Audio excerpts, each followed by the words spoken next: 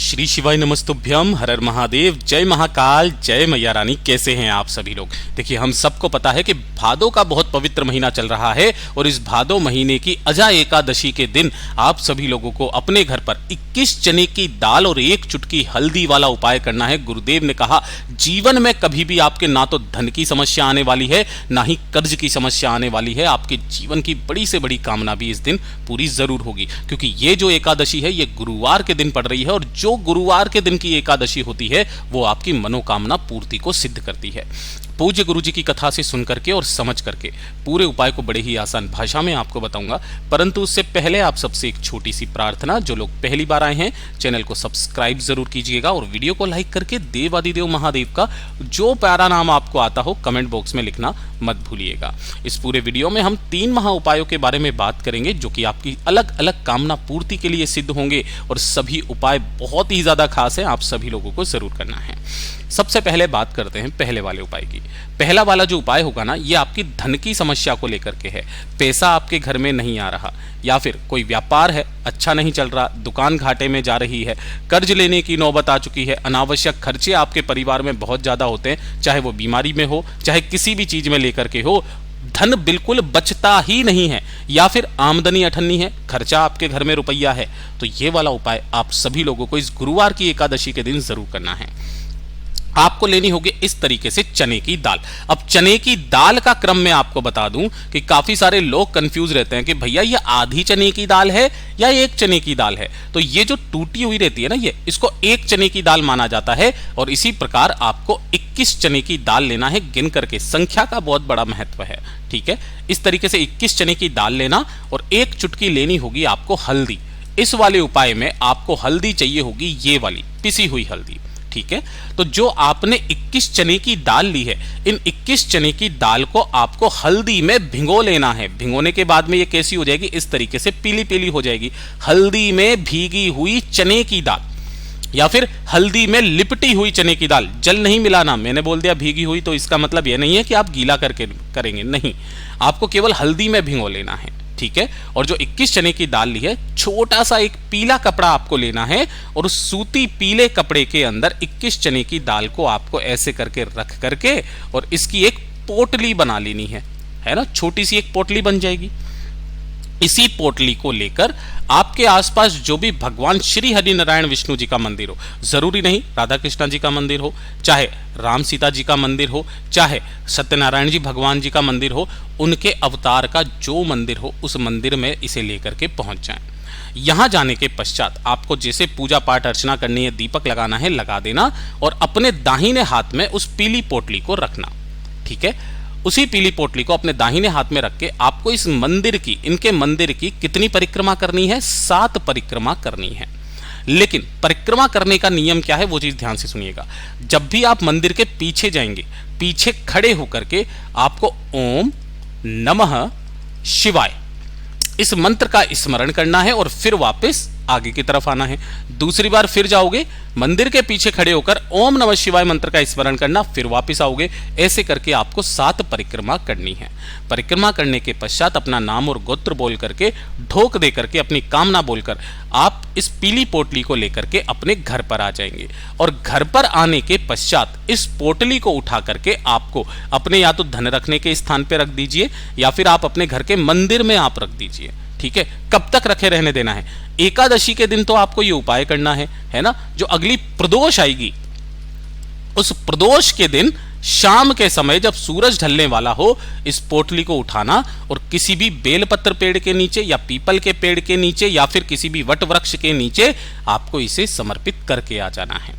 ये तीनों वृक्ष आपके पितरों के तुल्य होते। पूज्य गुरुजी ने कहा, उस दिन के बाद से ही आपके घर में धन की आवक होना स्टार्ट हो जाएगी। जितने भी खर्चे हैं वो कम होने लगेंगे, आपके पास में पैसा बचने लगेगा। पूज्य गुरुजी का बहुत अद्भुत और अचूक उपाय है, जरूर कीजिएगा। और बात करते हैं दूसरे वाले उपाय की। ये भी उपाय आपकी धन प्राप्ति को लेकर के है, जो कि मैं हर एकादशी के दिन आपको बताता हूं। जो एकादशी पड़ जाए उस एकादशी के दिन इस वाले उपाय को तो आपको करना ही करना है। गुरुदेव ने कहा कि आपके घर में सदैव माता लक्ष्मी जी का एक अंश हमेशा विराजमान रहेगा। एक दीपक आपको तैयार करना है।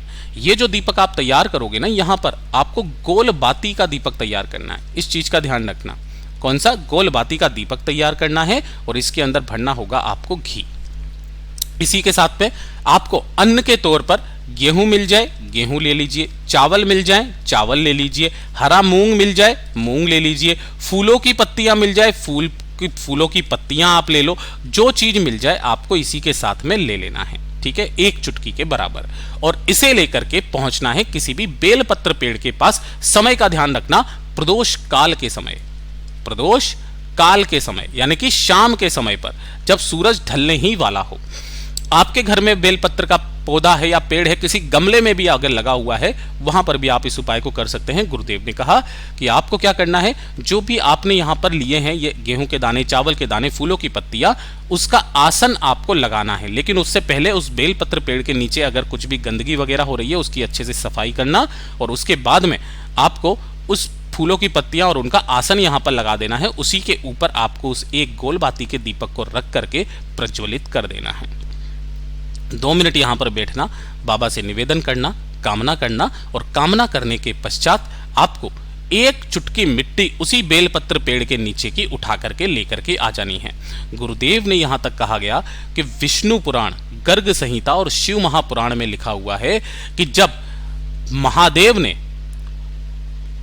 लक्ष्मी जी और भगवान श्री हरि नारायण विष्णु जी का विवाह करवाया था, तब माता लक्ष्मी जी ने कहा था महादेव जी से कि आपको क्या चाहिए। मना करने के बाद में भी जब माता लक्ष्मी जी नहीं मानी, तब उन्होंने कहा था कि जो एकादशी का दिन पड़े, जो प्रदोष का दिन पड़े, उस दिन शाम के समय प्रदोष काल में मां लक्ष्मी जी का निवास बेलपत्र पेड़ के नीचे होगा। और जो व्यक्ति वहां पर एक दीपक लगाएगा और दीपक लगाने के पश्चात 1 चुटकी मिट्टी उठा करके अपने घर में छींट देगा, हे लक्ष्मी तुम उनके साथ में उनके घर में प्रवेश कर जाना, सदैव आपका एक अंश उस घर में विराजमान रहे, उस घर में कभी कर्ज ना बढ़े, उस घर में कभी धन संपदा की कमी ना हो। ये वाला काम आप सभी लोगों को प्रत्येक एकादशी के दिन करना ही करना है। बहुत ही अद्भुत और अचूक उपाय है, जरूर कीजिएगा। बात करते हैं तीसरे वाले उपाय की। और तीसरा वाला जो उपाय है ना, ये 2 तरीके से किया जाता है। देखिए, पहला, मान सम्मान के लिए, अगर आप चाहते हैं आपके जीवन में मान सम्मान की वृद्धि हो, है ना, जिस जगह पर आप जाएं आपको वहां पर इज्जत मिले, तो उसके लिए कैसे करना है। और दूसरा, अगर आपके शरीर में काफ़ी सारी बीमारियां हैं, तो उस बीमारियों को ख़त्म करने की, चाहे कैसी भी आपके शरीर में बीमारी हो, सारी बीमारियां ख़त्म होगी। इसके लिए आपको एकादशी के दिन तुलसी जी वाला उपाय करना है। लेकिन एकादशी के दिन आपको तुलसी जी तो छूना पाप है, नहीं छू सकते हो। उसके नीचे जो भी डंडियां पड़ी हुई है या पत्तियां पड़ी हुई है, आप उन्हें उठा सकते हो, ठीक है। आपको क्या करना है, यहाँ पर देखिए, यहाँ पर आपको इस तरीके से लेना है कि जो भी तुलसी जी की डंडी या लकड़ी यहां पर रखी हुई है, ठीक है ना, आपको उसी तुलसी की डंडी को उठाना है और उठा करके आपको किसी भी सिलबट्टे के ऊपर उसे पीस लेना है। जब आप उसे ऐसे घिसोगे तो ये जो चंदन निकल करके आता है, इसी चंदन को बोला जाता है हरी चंदन, ठीक है। और इसी हरी चंदन को अपने नहाने की बाल्टी में डाल करके जो भी व्यक्ति इसका स्नान कर लेता है, उसके मान सम्मान में वृद्धि होना निश्चित है। ये पूज्य गुरु जी ने कहा एकादशी के दिन। साथ ही साथ अगर आपके शरीर में काफ़ी सारी बीमारियां हैं, बीमारियों ने घर बनाया हुआ है, बहुत सारी समस्याएं आपके शरीर में एक साथ चल रही है, तो 1 तुलसी की सूखी डंडी आपको लेना है और उस सूखी डंडी को अपने नहाने की बाल्टी में घड़ी की सुई की दिशा में 21 बार घुमाकर, कितनी बार, 21 बार घुमा करके उसी वाले जल से आधे घंटे के पश्चात जो व्यक्ति स्नान कर लेता है, उसके शरीर में चाहे कितनी भी बड़ी रोग क्यों ना हो, वो सारे रोग खत्म जरूर होते हैं। पूज्य गुरु जी के ये सभी उपाय बहुत ही ज़्यादा खास और अद्भुत है, जरूर कीजिएगा। वीडियो पसंद आए तो लाइक जरूर करना, चैनल को सब्सक्राइब जरूर कीजिएगा। मैं आपसे मिलता हूँ अगले वीडियो में, तब तक के लिए ओम नमः शिवाय, जय महाकाल।